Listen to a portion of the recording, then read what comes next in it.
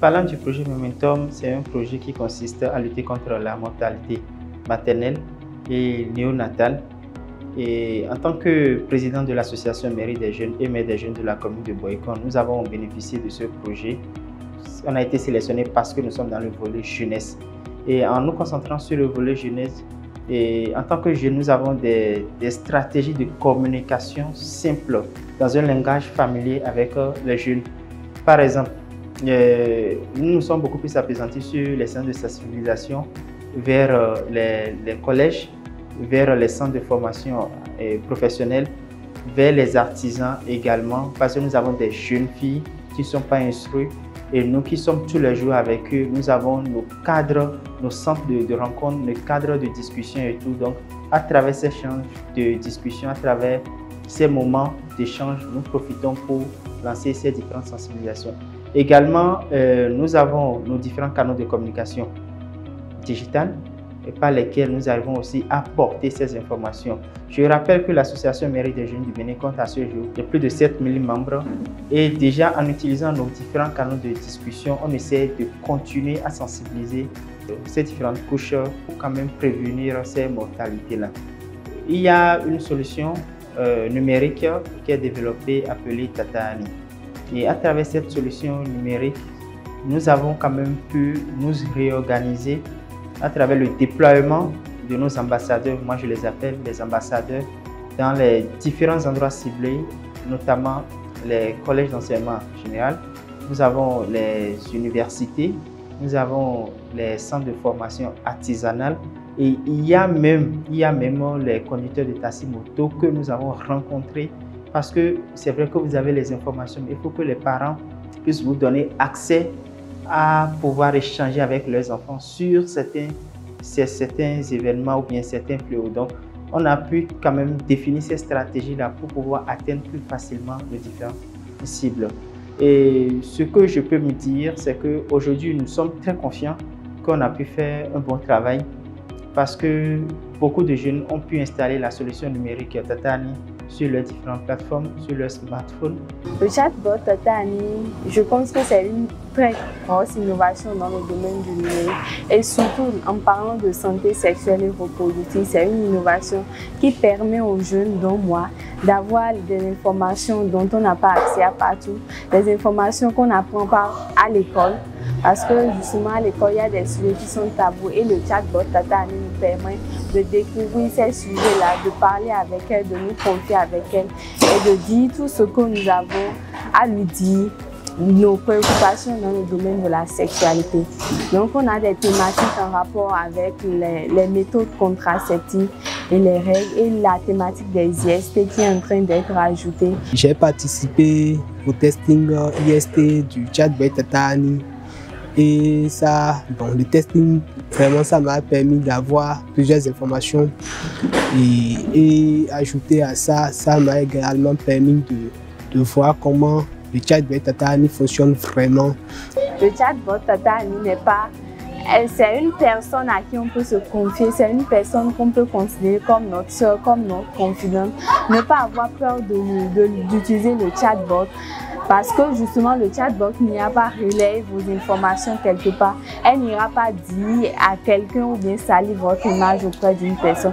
Donc vraiment, vous pouvez faire confiance au chatbot et lui dire tout ce que vous avez, elle vous fournira toutes les informations dont vous avez besoin. Et ce que je recommande surtout, c'est de faire en sorte que ces différents types de sensibilisation continuent dans le temps. Il faut à chaque fois porter l'information pour que les gens puissent toujours être conscients qu'il y a toujours ce mal qui les guette à chaque instant.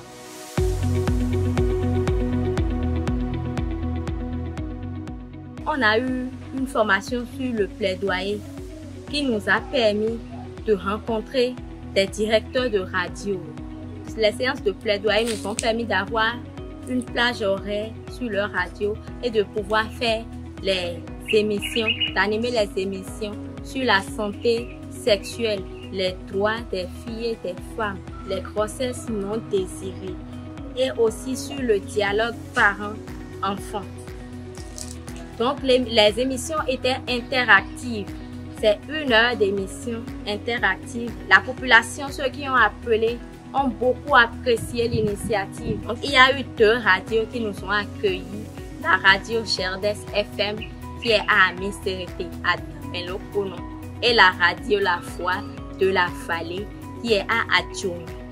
La collaboration avec la BMS nous a permis d'abord nous-mêmes de renforcer nos capacités sur les IST, les grossesses non désirées et comment aller à la consultation pour les femmes enceintes, comment est-ce que la femme doit prendre soin de son bébé, l'allaitement maternel, tout ça. C'est beaucoup de choses que nous avons eues à la formation. En dehors des émissions radio, nous avons aussi eu des séances de sensibilisation avec les apprentis dans les centres de formation, dans les ateliers. Nous avons communiqué autour des IST avec les apprentis et aussi sur la gestion hygiénique des menstrues avec les filles. On fabrique les serviettes hygiéniques réutilisables. D'autres apprentis ont eu la chance d'être formés sur ça. Et aussi, nous avons des activités génératrices de revenus. Nous avons formé les apprentis coiffeuses de Aqua-Miserité sur la fabrication de savon liquide. Et cela va constituer aussi d'activités génératrices de revenus pour ces apprentis-là. Aussi, nous faisons la diffusion de nos activités sur nos réseaux sociaux pour les gens qui sont souvent connectés, qui ne nous connaissent pas. Ils nous voient, ils voient nos images. On a eu des retours, on a eu des gens qui veulent intégrer l'association également. Les différentes activités que nous avons menées en collaboration avec la BMS sur le projet Momentum ont eu plusieurs impacts.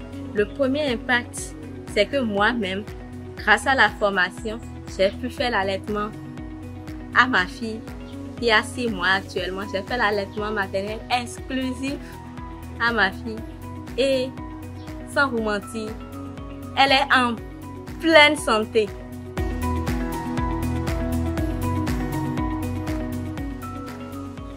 Dans la mise en œuvre des activités, je dirais la difficulté d'abord au sein de l'association, c'est que on est jeune. Et quand on dit un truc bénévole, il y a beaucoup d'activités où on ne voit pas tout le monde. Ils ont d'autres intérêts qu'ils pourchassent ailleurs. Aussi, quand le lieu est un peu reculé, quand il n'y a pas de moyens de déplacement pour tout le monde, c'est un peu compliqué. C'est ceux qui ont les moyens qui vont sur le terrain. Ça, c'est un peu les difficultés que nous avons.